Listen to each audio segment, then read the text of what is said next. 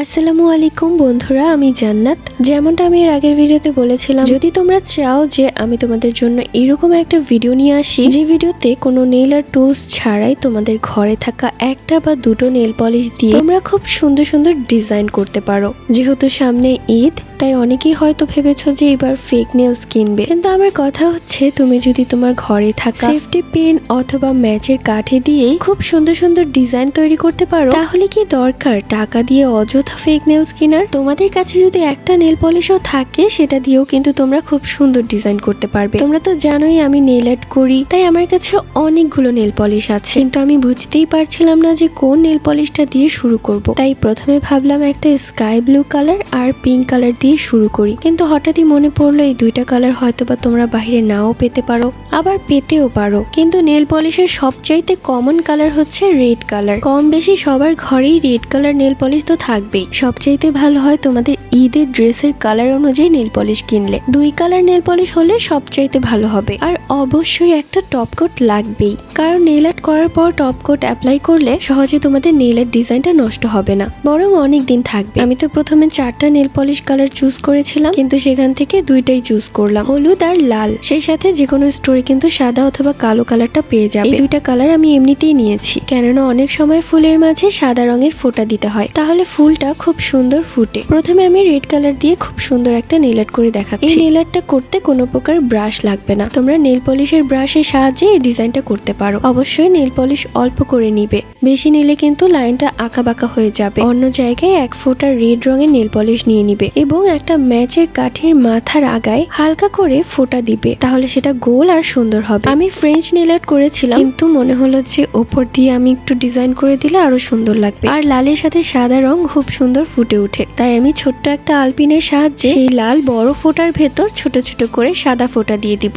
একটা নেইলে বেশি একটা সুন্দর লাগছে না, কিন্তু তুমি যখন সবগুলো নেলসে অ্যাপ্লাই করবে তখন খুব সুন্দর লাগবে। তোমাদের এইবার ঈদের ড্রেস যদি রেড কালার হয়, তাহলে কিন্তু এই নেল আর্টটা অ্যাপ্লাই করতে পারো। আর সবশেষে আমি টপ কোট ইউজ করব, তাহলে আমার ডিজাইনটা নষ্ট হবে না। আর টপ কোট দেওয়ার পর তোমরা কিন্তু আলাদাই একটা গ্লো দেখতে পারছো। এই নেল আর্টটা তোমাদের কাছে কেমন লেগেছে? আমার কাছে তো বেশ ভালো লেগেছে। আমার ডিজাইন পছন্দ না হলে তোমরা তোমাদের মতো ডিজাইন করতে পারো। আমি শুধু দেখাচ্ছি কিভাবে তোমরা এই ফেলনা জিনিসগুলো কাজে লাগাতে পারো। এরপর দেখাবো সেফটি পিনের সাহায্যে খুব সুন্দর করে ফ্লাওয়ার্স এর শেপ দিতে পারো। এখানে আমি 2টা কালার অ্যাপ্লাই করছি। হলুদ রঙের উপর লাল রংটা বেশ ফুটে উঠবে, তাই আমি প্রথমে হলুদ রংটা অ্যাপ্লাই করছি। আমার এই নখের ওপর ভোটের দাগটা কবে যাবে? মনে হচ্ছে আরেকটা নির্বাচন চলে আসবে, তাও যাবে না। দেখো আমি কি আস্তে আস্তে করে ফুলের শেপটা দিচ্ছি, কিছুটা জায়গা ফাঁকা রেখে। ঠিক তোমরাও কিন্তু এইভাবে করে একটা ফুল বানাতে পারো। সেফটি পিনের সাহায্যে এইভাবেই আমি কয়েকটা ফুল আর্ট করব।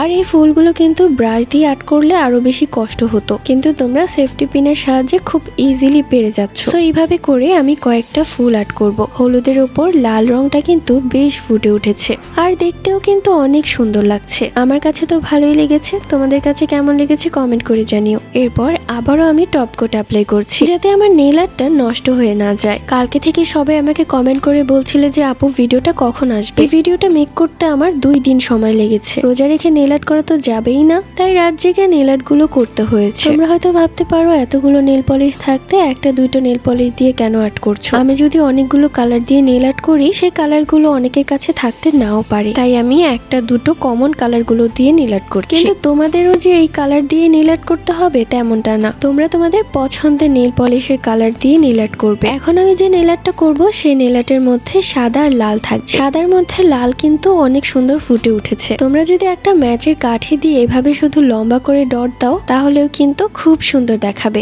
একটা আঙ্গুলে দেওয়ার পর কেমন লাগছে, কিন্তু সবগুলোতে দেওয়ার পর একদম মানানসই হয়ে গেছে। আর নেল আর্ট শেষে কি করতে হবে? টপ কোট ইউজ করতে হবে, যাতে নেল আর্ট নষ্ট হয়ে না যায়। আর এই টপ কোট নেল পলিশ, যেটাকে তোমরা পানি কালার নেল পলিশ বলো, এই নেল পলিশটা কিন্তু তোমরা যে কোনো জায়গায় পেয়ে যাবে। এই নেল পলিশটা অবশ্য 100 টাকা নিয়েছিল, কিন্তু এটা থেকে আরেকটু ছোটটা 50 টাকায় পেয়ে যাবে। এখন আমি যে নেল আর্টটা করব সেটা শুধু টপ কোট আর একটা মাত্র নেল পলিশের কালার দিয়ে। কিভাবে তোমরা গোল পিন দিয়ে খুব সুন্দর করে লাভ শেপ নেল আর্ট করতে পারো। তো এখান থেকে আমি একটা পিন নিয়ে নিচ্ছি, এই পিনগুলো হয়তো সবার বাসায় থাকে, আর আমার বাসায় অনেক আছে কারণ আমি হিজাব পরি তাই। এই ডিজাইনটা কিন্তু একদম ইজি। নেল পলিশ ভরিয়ে দুই পাশে দুইটা টান দিলেই কিন্তু লাভ শেপ হয়ে যাচ্ছে। আমি প্রত্যেকটা নেলস এর মধ্যে 3টা করে লাভ আর্ট করেছি, তাও আবার 2 মিনিটের ভেতর। আর সবগুলো নেলস এর দাওয়াতে খুব সুন্দরই লাগছে। তোমাদের কাছে কেমন লাগছে? আমার কাছে তো ভালোই লাগছে। আসলে আমার কাছে সবকিছুই ভালো লাগে, তাই নিজের নেল আর্টকেও ভালো ভালো বলছি। তোমরা হয়তো অনেকেই বলবে, ইস, নিজের সুনাম নিজেই করছে। হ্যাঁ, আমি জানি আমি ওরকম ভালো নেল আর্টিস্ট না, আমার থেকেও অনেক ভালো ভালো নেল আর্ট করে অনেকেই। তাদের দেখে উল্টো আমি শিখি। আমি যখন প্রথম নেল আর্ট করতাম তখন আমি কিছুই পারতাম না, আস্তে আস্তে তাদেরটা দেখে শিখেছি। এই নেল আর্টটা একদমই ইজি, জাস্ট নেল পলিশের ব্রাশটা হালকা করে সোয়াচ করতে হবে। এই নেল আর্টটা একদমই ইজি। তোমাদের বাসায় কোনো ড্রেস যেটা তুমি পরো না,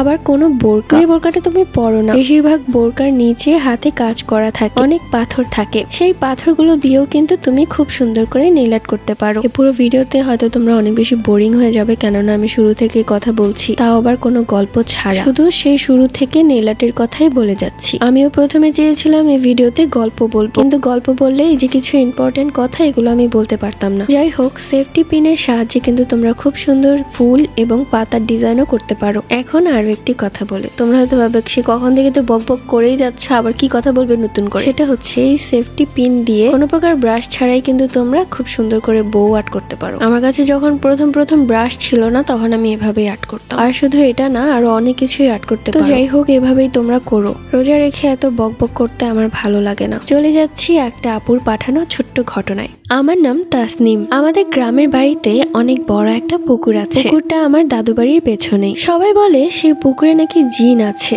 আমি ওসব কথা বিশ্বাস করতাম না। পুকুরে আবার জিন কি করে থাকতে পারে? এইগুলো মানুষকে ভয় দেখানোর ধান্দা, এছাড়া আর কিছুই না। দাদু বাড়িতে বড় কাঠের বাড়ি এবং উঠোনের ওই পাশে আছে চাপকল আর বাথরুম, তো সবাই সেই বাথরুমটাই ব্যবহার করত। একদিন রাত্রিবেলা আমার বাথরুমে যাওয়ার প্রয়োজন হয়। আমি একা একাই যেতাম, কিন্তু সেই দিন কেন যেন আমার খুব ভয় করছিল, কেননা বারবার কানে আসছিল শিয়ালের ডাক। তাই আমি আমার বড় বোন রেখা আপুকে ডাক দিই, কিন্তু রেখা আপু এমন ঘুমে ছিল যে আমার ডাক শুনতেই পাচ্ছিল না। তাই এক পর্যায়ে বাধ্য হয়ে নিজেই যাই। আমি বাথরুমে যাই। বাথরুম থেকে বের হওয়ার পর আমি যেই না ঘরে ঢুকবো, তখনই আমার কানে এলো কেউ পুকুরে গোসল করছে। মানে পুকুরের পানিতে ডুব দিলে যেমন শব্দ হয়, ঠিক তেমন শব্দ আসছে। তখন রাত 2:30টার মতো হবে। আমি ভাবতে লাগলাম, আমাদের পুকুরে এত রাতে কে গোসল করছে? চাচা অনেক সময় রাতের বেলা গোসল করে, তাই বলে এত রাতে? কেমন যেন মনের ভেতর সন্দেহ জাগলো, কিন্তু কিছুই করলাম না। ঘরে চলে গেলাম। ঘরের পেছনের জানালা দিয়ে সেই পুকুরটা একদম কাছে থেকে দেখা যায়। তাই আমি আস্তে করে সেই জানালাটা খুললাম,